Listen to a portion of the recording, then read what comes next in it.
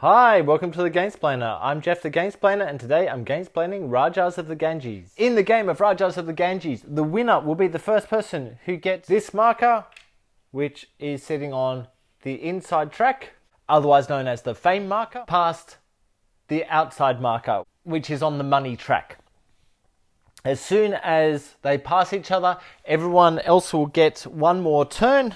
Everyone in between the person who passes those two markers or joins those two markers, so that is a finishing position as well, as is that. Any players between the player who manages to finish the game and the start player, as marked with the elephant, will get another go and try to get their two markers to pass each other further. Whoever has the furthest apart markers will win the game. There's a lot going on with this game. It is more about the rolling of the dice than anything else, but there's a heck of a lot of other stuff that will happen. So let me run through the basics of the game so you can understand exactly how this game works. Each player starts with 3 workers. Each worker will be placed in turn, so you'll place one worker, then the next person, then the next person, the next person, then you'll place your next worker. Once all of your workers have been placed, everyone will pull their workers back in, and then the first round marker will go to the next player in order. Whenever you place a worker, you will either place a worker for free. Notice there's nothing below that, so there's no cost on placing that worker. You'll place the worker for the cost of a die, so in that case you'd need to spend an orange die out of your tableau, so that would go back into the pile, but you would then get what is next to it. Spend a die with a particular number on it, so that one's looking for a number 4. I would spend that in order to action what is next to it. Spend money, which would drag you backwards on the money track, or spend stuff that's on your tableau. We start with nothing on the tableau, which means no one's going to be able to select that section, but what that section is talking about is these markers here. Once you've built them onto your city, once you've built them onto your province board, you'll then be able to action that spot or those spots. So what does each of these spots do? We know we can claim them, but why? So let's start with the easy stuff. These 4 spots, you'll notice there are 2 available on each of them.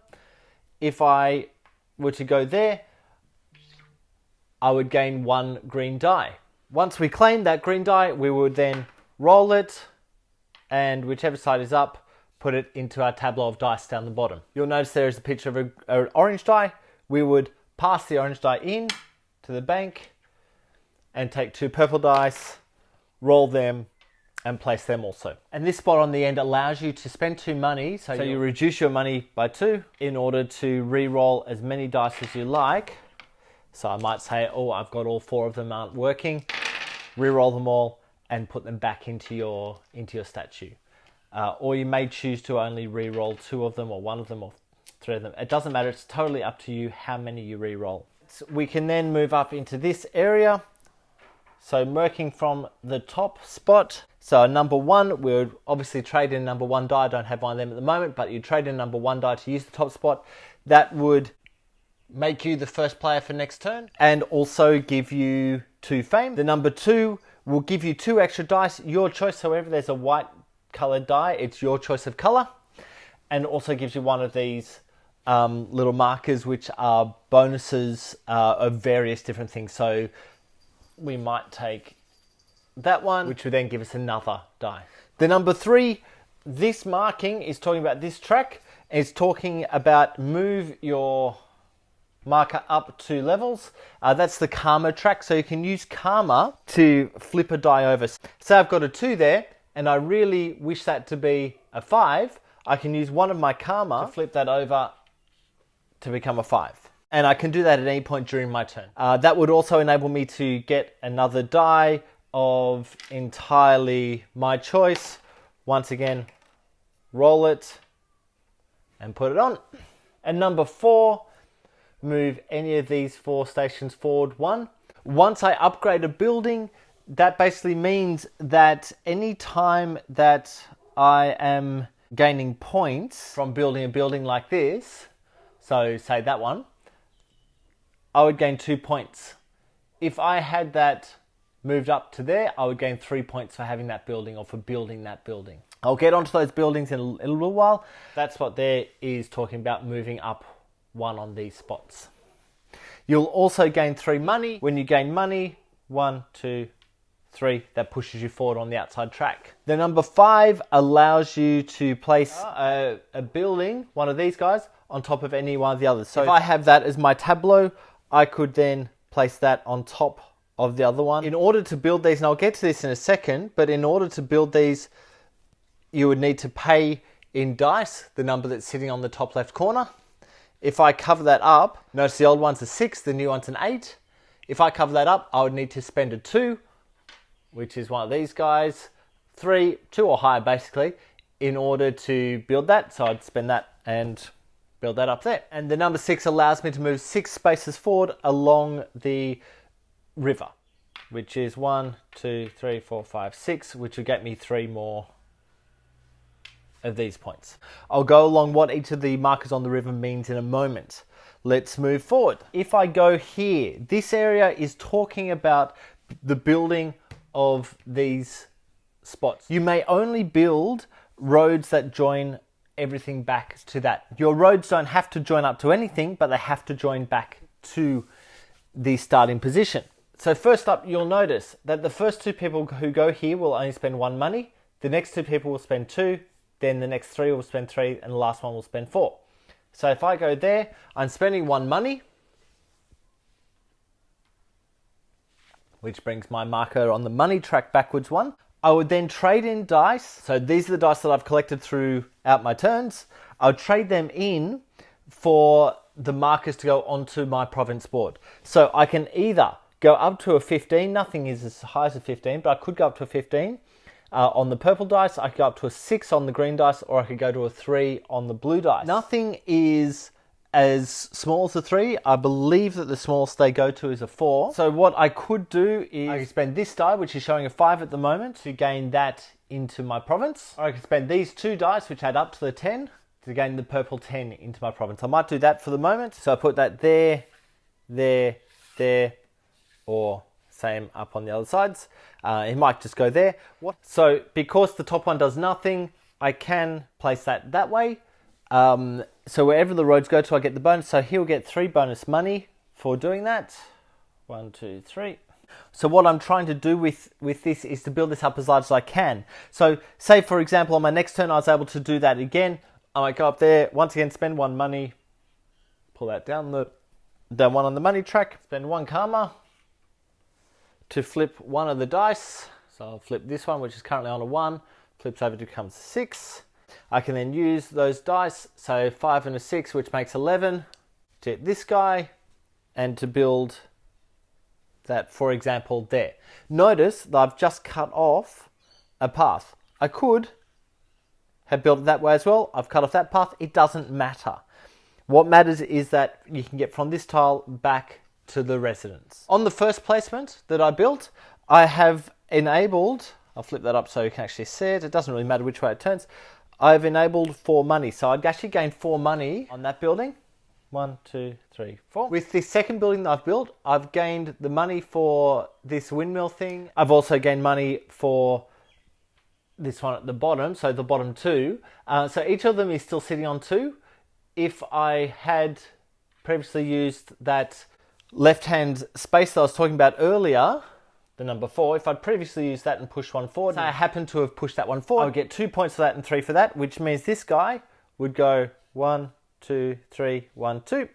Notice that I just passed a pusher thing forward, so I could then push, say, that 1 forward to 4. I don't get that on this turn. I will get it, however, on subsequent turns. The next thing I'm able to do is I can claim one of them. Now notice that the little man standing next to it is different colors, which means that I can't claim that and then in my next turn claim that one.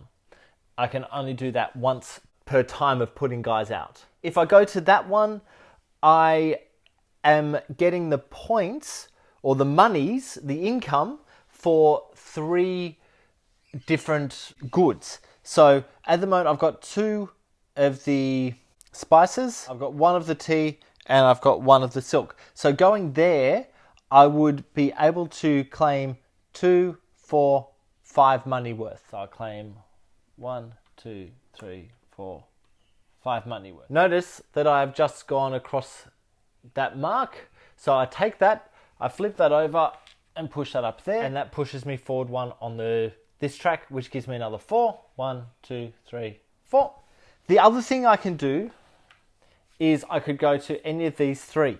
Now, each of those is giving you the money, so what we just did, but for as many of a single type of good that you like. So if I go here, for example, I'm spending a die. Notice I don't have to spend a die there. I spend a die of any side that I wish, so I might spend the 3 blue.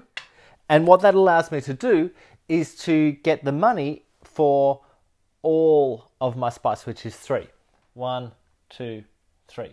Now, because I've gone past that point on the track, I get an extra worker in. So now I've got 4 workers while everyone else still has 3 workers. The last spots that I'm able to use are the river. So you'll notice that the first person who uses this will use it for free. The next 2 will cost them 1 money. The next 2 will cost them 2 money.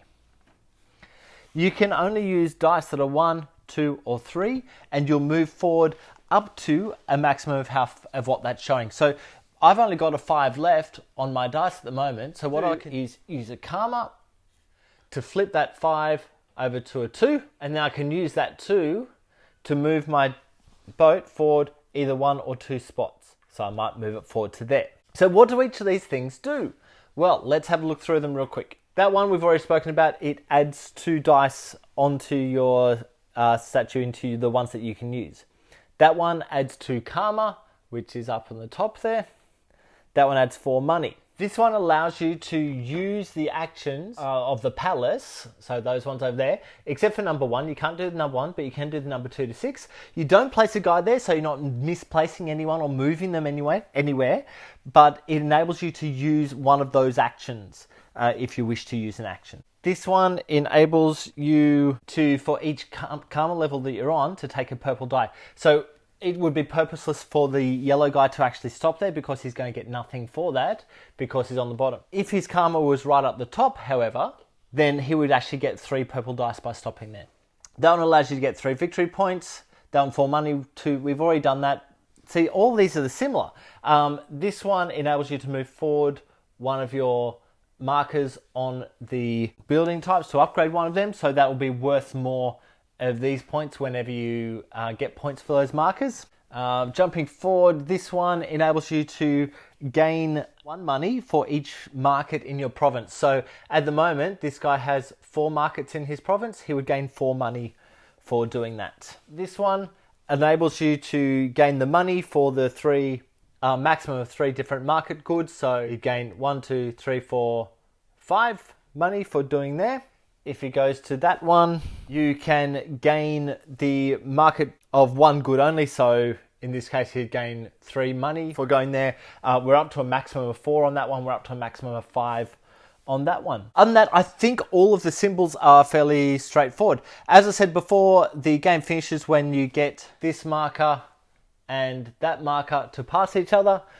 That will start the end of the game, and that is everything you need to know for Rajas of the Ganges. I hope this helps you get Rajas of the Ganges to the table. Please go on and watch my gameplay to get an idea of how the game actually plays. If you have any comments or suggestions, please write them below. If you have any games that you wish to be gamesplayed, please shoot me an email at thegamesplainer@gmail.com. Follow me on Instagram and Twitter at thegamesplainer to see what games I've been playing. Subscribe to my videos to keep up to date with the games that I'm gamesplaining, and until next time, enjoy gaming.